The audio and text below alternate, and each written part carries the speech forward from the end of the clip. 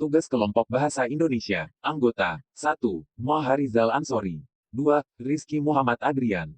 Kita akan mempersembahkan sebuah cerita hikayat si miskin. Sampai ke sebuah negeri antah berantah yang dipimpin oleh seorang raja yang masyhur namanya. Dialah Maharaja Indradewa. Maka, sesampainya di negeri antah berantah, sepasang suami istri miskin itu, sambil menahan perutnya yang dililit lapar, mereka mengais-ngais mencari sisa makanan di tempat sampah di halaman luar istana Maharaja Indradewa. Orang-orang yang melihat sepasang pengemis tua dengan pakaian compang camping dan buruk rupa itu jadi ramai seketika. Mereka mengejek dan mentertawai tingkah laku kedua pengemis yang sedang mengais-ngais sampah mencari sisa makanan.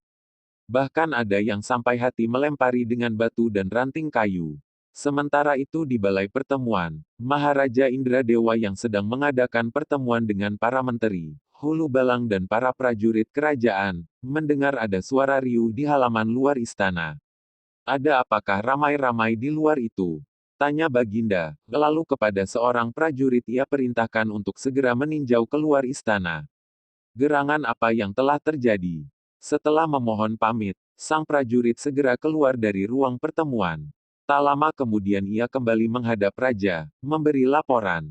Ampun, Baginda Maharaja, di luar istana terjadi keramaian disebabkan oleh banyak orang yang mengolok-olok sepasang pengemis miskin yang mengais-ngais sampah mencari sisa makanan. Usir mereka, jangan membuat onar di halaman istanaku. Perintah Baginda Raja. Siap, Baginda. Sang prajurit segera meninggalkan ruang pertemuan dan bergegas mendatangi orang-orang yang sedang mengolok-olok sepasang pengemis dengan melempari batu dan ranting kayu. Mereka ingin mengusir sepasang pengemis miskin itu agar pergi menjauh dari kampung mereka karena tubuhnya kotor dan bau serta pakaian mereka yang compang camping itu rasa tak sedap dipandang mata.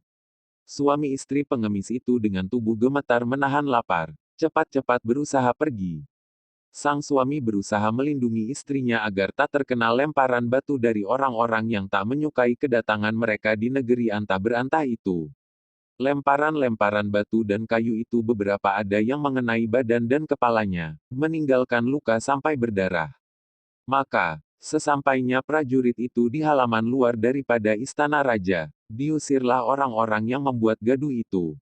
Orang-orang segera kembali ke rumahnya masing-masing, sedangkan sepasang pengemis laki bini itu, sembari menahan lapar, berjalan terlatih-tatih menuju ke hutan mencari tempat untuk berlindung.